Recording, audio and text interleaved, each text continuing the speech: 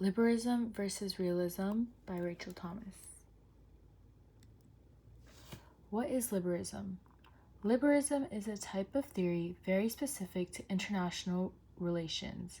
It states that since economic interdependence is crucial to liberalism, it is important for the states to cooperate with each other and prevent war or any conflict. What does this mean? So basically, it's saying that trading between countries is extremely crucial to keep a certain amount of peace. And this amount of peace allows the states to work with each other and form any alliances, which helps prevent any types of war. This also allows goods to flow between the countries, and it allows for peace and any prevention of any type of war. The countries must trade with each other to keep a specific level of economic growth. Once the countries begin to trade and they begin to flourish, economic growth eventually comes to their country, and they will see plenty of money, and their country will be peaceful and happy, which is exactly the goal of international relations. Liberalism values economic interdependence, as was stated before. This allows the countries to trade for necessary goods and services. This type of trade also allows the countries to maintain a healthy relationship with each other. They must continue to trade for political legitimacy. When states continue to trade, the people are more likely to give power to the government because they believe that they have the authority to properly handle their affairs. This is stating that once people see the government taking care of their country, flourishing, making peaceful amends with other country, they will feel safe in their own country and allow themselves to submit to the government, and the government is able to take care of the people. So, what is realism? We are comparing realism against liberalism now. Realism is one of the main theories of international relations. It is often explained as the most accurate one. It explains how the states act and how the states give people a viewpoint on how future political leaders will act. Okay, this means that in a realist point of view, it allows the people to be able to understand what will happen in the future based on historic events. Realists have a maximalist, self-centered point of view. Inevitably, they only care about themselves, their own state. What if I do this? What are my benefits and what are my negatives? Will I benefit from this? Will I gain finances, warfare, land, or will I lose it? Its core assumptions include that they have no central authority, and the states are considered its own power. Only the states exist. It does not give any relevance to any non-state actors. It assumes that all states are anarchical. It also believes that states make rational-based decisions to maximize their own finances, power, and reputation. So as I said before, the main core of realism is the states looking only for its own interest, its own self-interest. Similarities between realism and liberalism. Both concepts of realism and liberalism see the world as an anarchy. No global government. They see mostly the states are highlighted as the primary actors. They view the states as the main reasons as to why government is done. Realism, the main actors and interests. In realism, it describes the states as a unified front acting coherently together. This means that realists believe that the states are always acting in accord.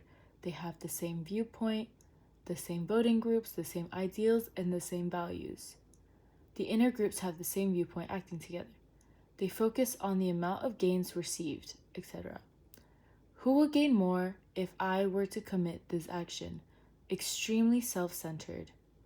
If I were to invade Russia, or for example, the Russian and the Ukrainian current war, Russia is invading Ukraine in hopes that they will gain more land and power and a stronger reputation. It's very self-interested, very selfish.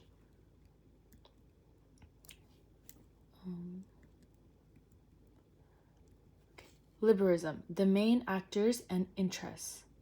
In liberalism, other non-state actors are taken into consideration, not as much as it should be, but they do admit that there are non-profit organizations, NGOs, terrorist groups, and other things like that.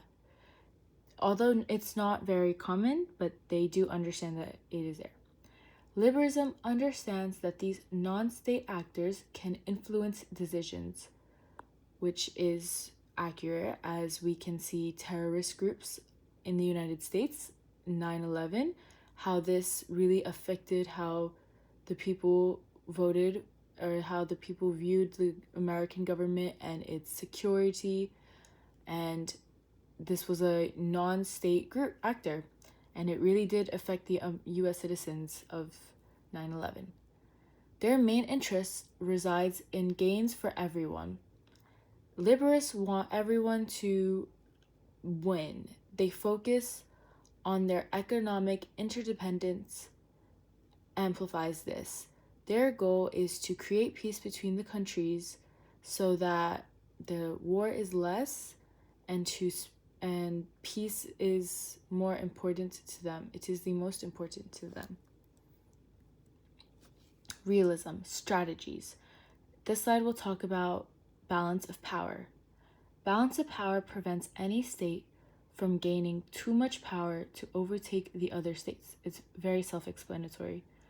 This allows government to form allies, or enemies, thus keeping a certain equilibrium. For example, we can look at the NATO versus Warsaw Pact. This was formed in fear that the Soviet was becoming too powerful after World War II. The USSR created the Warsaw Pact to counterattack NATO's increasing power after West Germany had joined NATO. So what happened was, basically, as written, when the Soviet was becoming too powerful, the USSR created another group so that they would have power, so that they would be able to compete against the Soviet Union. This allows a new equilibrium, but it also makes sure that not one state receives too much power, and it allows healthy relationships. And this proves how balancing power is used in realism to make sure no state gets entire sovereignty. The alliances formed are purely out of the state's self-interests, which also highlights another aspect of realism. Well, it highlights the main aspect of realism, self-interest. So now we will look at the strategies of liberalism. One of the biggest and main one is the democratic peace theory. This theory describes how democratic countries do not go to war with each other. This is because they believe that once the states have similar ideals, they are less likely to argue, which can be seen in any social type of life. Once you have similar ideals with someone, you are more likely to become friends with them, to share with them, to enjoy their presence, which is the democratic peace theory. Interdependence is also prevalent in democracy, which keeps the countries connected together, keeping peace around the world. Example: this is why the United States had allowed China to join the World Trade Organization. They assumed that China would become a democratic country, they did not want China as a competitor. They wanted to become friends with China. The United States' goal is to spread democracy for less war. Yet, China kept their communist ways, and because of this, there have caused many trade wars and tensions between the United States and China. Conclusion. Overall, realism and liberalism are two interesting theories in which one can use to understand the depths and the differences in global politics. Realism highlights self-interest and power as necessities in an anarchic